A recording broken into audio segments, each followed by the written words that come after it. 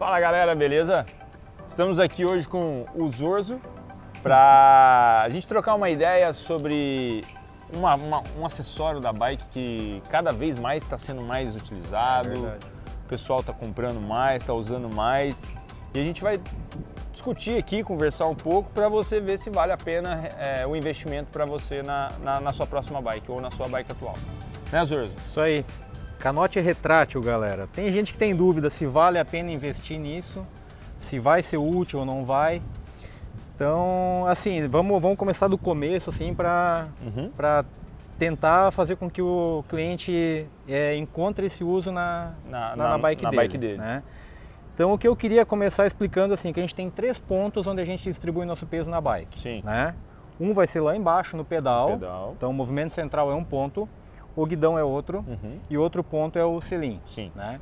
Então, se você estiver numa descida íngreme, quanto mais alto for esse teu ponto de apoio, mais chance tem da bicicleta virar para frente. Sim, né? Claro. Então, assim, num exemplo bem tosco, assim, se o cara desce uma descida sentado com todo o peso em cima do selim, tem mais chance de virar do que se ele estiver distribuindo esse peso entre o central e o guidão.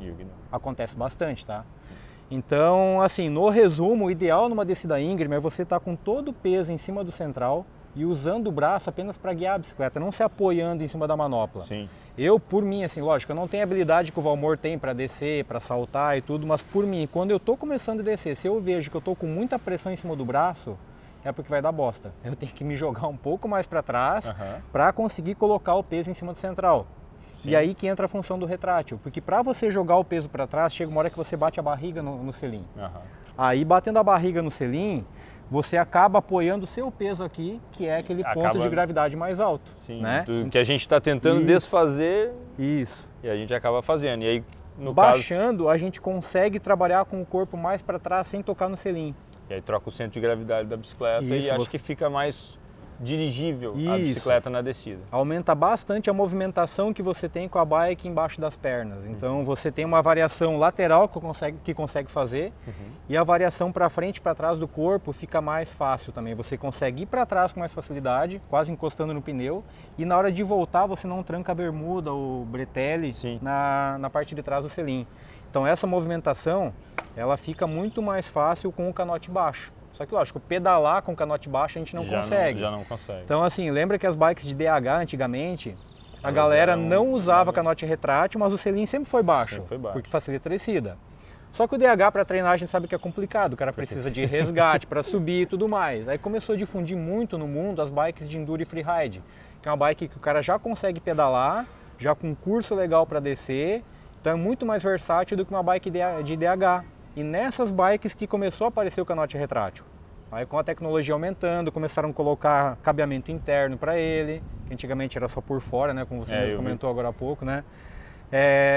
Cabeamento interno e foi diminuindo o peso desse canote também. Com isso, cara, de uns anos para cá, no XC tem aumentado muito o uso do canote.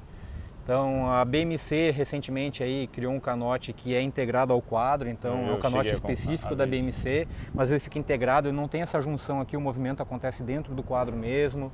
Então tem uma série de tecnologias que vêm evoluindo assim para o próprio canote. E ele é muito mais pesado que o canote comum? Depende, cara, assim, ó, a Fox lançou agora esse canote aqui, é um modelo novo da Fox, é o Transfer SL, ele tem na faixa de 350 gramas. Até a gente fez um vídeo falando que o canote daria para cortar a ponta dele. Esse canote de cortar a ponta era para ser o Transfer SL, a Fox não lançou ainda. Tá?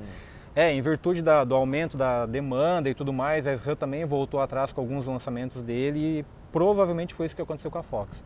Inclusive, assim, eu tenho um PDF que o pessoal da Fox me passou em 2019, falando do novo Transfer SL, onde você poderia cortar a ponta. Aí você usando a menor opção deles, né, que é com curso de 50, num quadro tamanho S como esse, ele ficaria com 266 gramas. Isso é mais leve do que um canote de alumínio convencional. Né? O nosso canote de carbono tem 180.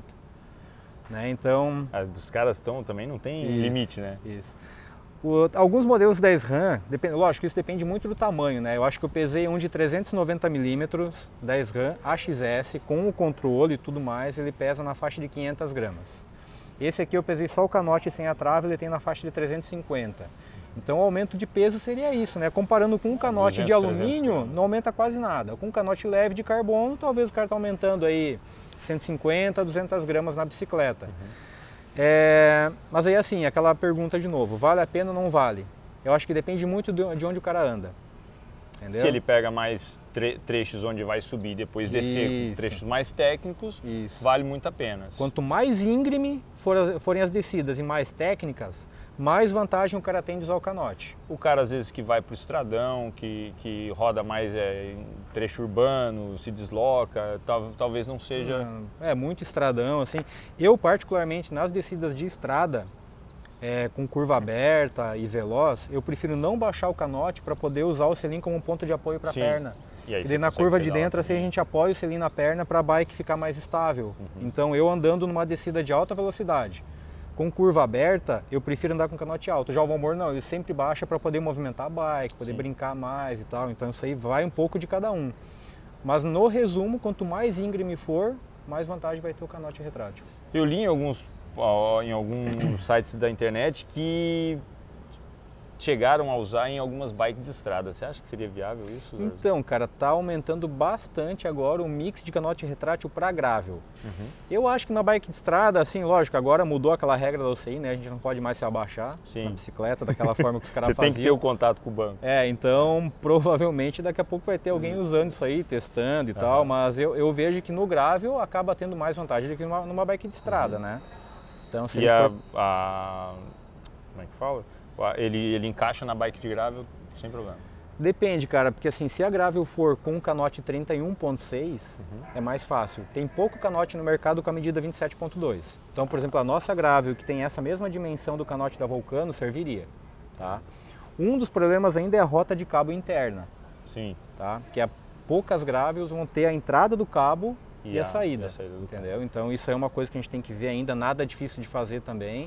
Aí, como eu falei, a gente está pensando nisso já porque eu vejo que está aumentando bastante o uso a quantidade de modelos de canote para gravel. Porque eles têm um curso um pouquinho menor, né? Não precisa descer tanto, né? Porque também o cara não vai pegar descidas muito íngremes. Isso. Outro ponto que eu vejo com a gravel, assim, dependendo da trilha que você tá, é ruim descer com a mão no manete. Eu não gosto. Porque quando você vai puxar a bike para saltar ou pular algum obstáculo, se você tiver com a mão no freio, a hora que você puxa ela, tem a tendência de fechar os dedos para puxar a bike e frear.